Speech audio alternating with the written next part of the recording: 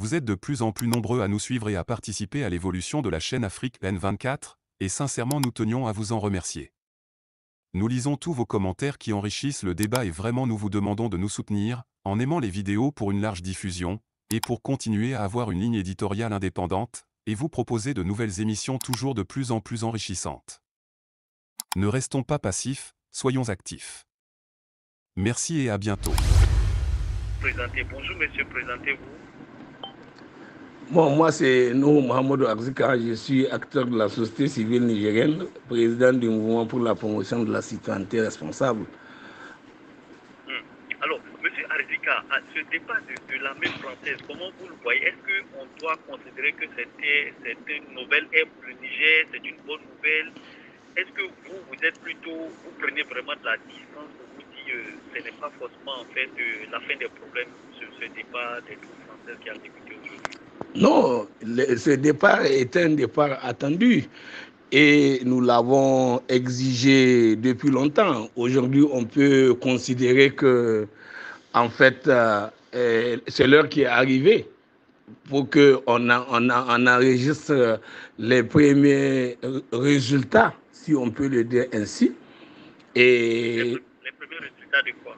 Les premiers résultats de notre combat citoyen et patriotique que nous avons mené depuis des années pour exiger le départ des forces d'occupation de notre sol, notamment français.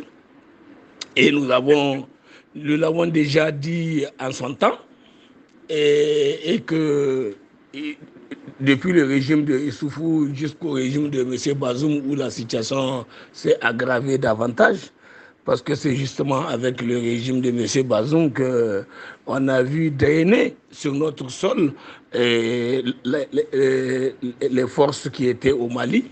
Donc on les a reversées ici au Niger comme une poubelle. Et cela a davantage ravivé notre rancœur et il a ravivé davantage notre courroux contre le régime qui vient d'être déchu. Et parce qu'en fait, quelque part, si vous avez vu la mobilisation qui s'est davantage renforcée et l'accueil positif des événements du 26 juillet passé, en fait, ils ont été motivés par ce que représente le jugement que notre peuple a fait de la manière dont le régime déchu s'est comporté, surtout ces 2 dernières années qui correspondent au premier pas de M. Bazoum comme président de la République. Mais justement, ne faut-il pas craindre une multiplication d'attaques, d'autant que vous parliez de Bazoum? On a vu qu'il y avait relativement moins d'attaques. Est-ce que cet appui français-là, que les militaires n'ont plus depuis justement 2 mois avec le départ, est-ce que vous ne redoutez pas en fait des attaques djihadistes dans votre pays? Non, pas du tout, pas du tout. En réalité, c'est une erreur de lecture que les gens font quand ils pensent que l'arrivée des Français sur notre territoire avait changé quelque chose par rapport à la situation dans notre pays. Quand ils sont arrivés, il y a bien eu des attaques. Et il y a bien eu l'insécurité, elle s'est bien développée parce que, vous savez, il y a eu des délocalisations de nos populations. Et dans la zone, justement, dans la zone de Tillabéri et même dans la région comment dit-on, la région de Tawa. Donc, et ce qu'ils ont appelé la zone des 3 frontières, on le sait, c'est la France qui est à la base du développement de ce terrorisme dans cette zone. C'est pas quelqu'un, c'est eux-mêmes. C'est eux-mêmes les Français qui sont à la base de ça. C'est pas quelqu'un, nous avons déjà dit ça depuis longtemps. C'est eux qui fabriquent ces... Oui. La situation va au contraire s'améliorer avec les mais bien sûr, nous sommes convaincus qu'elle va s'améliorer. Déjà, vous savez, nous sommes entre nous 3 pays là. Ce qu'on appelle, ce qu'eux ils ont appelé les pays de 3 frontières. Et nous appelons les voisins du Liptako parce que nous partageons le Liptako entre nos 3 pays. Et ça fait longtemps d'ailleurs que nous sommes ensemble dans le cadre de l'autorité de Liptako Gourmand. Aujourd'hui, maintenant, avec la nouvelle situation, le nouveau contexte, le nouveau réflexe, ça nous a conduit rapidement à penser à la création de l'Alliance des États du Sahel. Et nous sommes déjà convaincus que dans les 6 prochains mois, c'est très clair, on va oublier ça. Parce que les rebelles, disons, j'allais dire les terroristes, là, ils n'auront plus où crécher. entre nos trois pays, c'est clair, ils seront pris dans le triangle là, comme nous l'avons dit, il sera le triangle de Bermude pour les terroristes. Mais si la France passe, c'est moins d'infos, c'est moins de renseignements, donc pour vous, la situation va malgré tout s'améliorer. La France n'était pas en train de nous renseigner, elle nous désoriente. Les renseignements de la France sont des renseignements truqués. Ce sont des renseignements trompeurs. C'est ce que nous avons toujours dit, mais les autorités d'alors n'ont pas voulu écouter. Nous avons expliqué de manière assez claire chaque fois qu'ils ont été amenés à considérer que l'importance de la France, l'utilité de la présence française, c'est qu'ils allaient nous donner des renseignements utiles et que nous n'avons pas, alors que leurs renseignements étaient des renseignements pour tromper. Pendant que les terroristes sont à droite, on nous dit qu'ils sont à droite alors qu'ils sont à gauche. Pendant que nous partons à gauche, alors à ce moment-là, ils nous disent qu'ils sont à droite. Donc, et ils nous trompent. Et cela a été vérifié sur le terrain. Nous l'avons dit. Dernière question, quelle coopération souhaitez-vous maintenant avec la France? Pratiquement, la coopération que nous souhaiterions avec tous les restes du pays, tous les pays du monde. Nous voulons être une nation autonome, une nation indépendante, une nation souveraine et qui développera des relations avec tous les restes du monde dans la dignité, dans le respect mutuel. C'est valable pour les pays voisins à côté ou c'est valable aussi avec les autres puissances de par le monde. La France aujourd'hui, c'est elle qui a besoin de nous plus que nous, on en a besoin d'elle. Et ça, c'est très clair, on l'a dit depuis longtemps. Vous le savez, nous, on est un pays stratégique pour la France.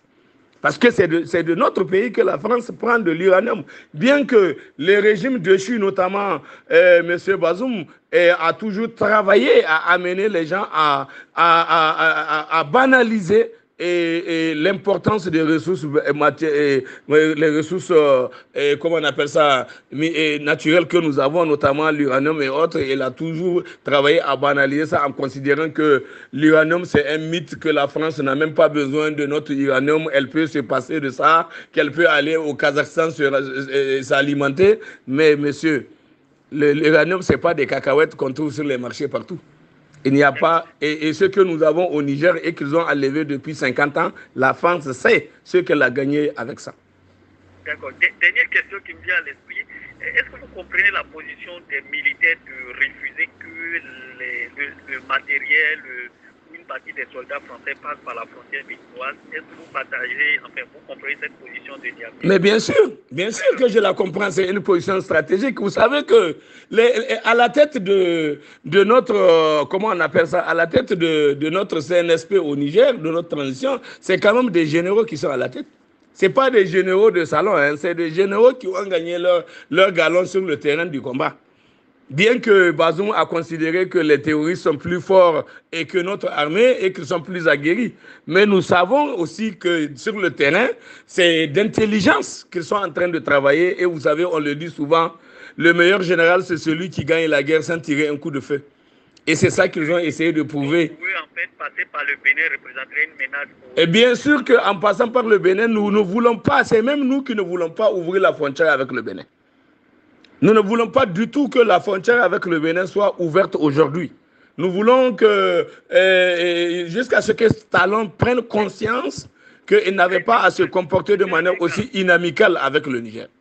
Oui, pourquoi concrètement? Est-ce que vous pensez que les militaires français, s'ils passent par le Bénin, c'est qu'ils ne vont pas partir en France ou quelles sont vos craintes en fait? Non, ce n'est pas que ça. Il y a bien d'autres sujets en dessous, qui ne m'appartiennent pas ici de relever. Vous savez, hein, quand les militaires stratégiquement prennent une décision, une position, il y a toujours quelque chose qui entoure ça en termes de secret et que même si je le connais, je ne dois pas en parler. À plus forte raison, je ne connais pas le fond de la stratégie qui a gouverné cette option. Mais en tant que citoyen ordinaire qui a une conscience de ce que représentent les enjeux de la géopolitique et la géostratégie actuelle, et dans notre espace Sahel, nous savons que, comment il s'appelle, le jeune homme là, Macron avait dit que leur ambition c'est de mailler le Sahel et aller jusqu'au Golfe. Parce qu'ils pensaient à l'époque comme si c'était un jeu domino, quoi. Et qu'ils pouvaient bouger les choses et que nous, on allait être là comme au temps de la colonisation, où il y avait un complexe entre nos dirigeants et eux, les Français. Mais ça, c'est terminé. C'est terminé, ça. Nous, on a ça derrière nous. Macron sait. Et avec lui, ses mentors, parce qu'en fait, il ne s'agit pas de Macron. Lui, ce n'est qu'un instrument à la solde de ceux qui tirent les ficelles derrière et qui sont en train aujourd'hui de plonger la France vers sa décadence. Et très bientôt, la France sera, si on ne fait pas attention, moins que le Portugal en Europe. D'accord. Merci beaucoup à vous, M. Alzika, d'avoir répondu aux questions de la Deutsche Welle. Je vous en prie. Je vous en prie. Au revoir. Au revoir. Likez la vidéo si ce n'est pas déjà fait. Laissez aussi votre point de vue en commentaire. Abonnez-vous et cliquez aussi sur la petite cloche de notification pour ne rien rater de nos prochaines vidéos. N'oubliez pas de partager aussi la vidéo et de la liker.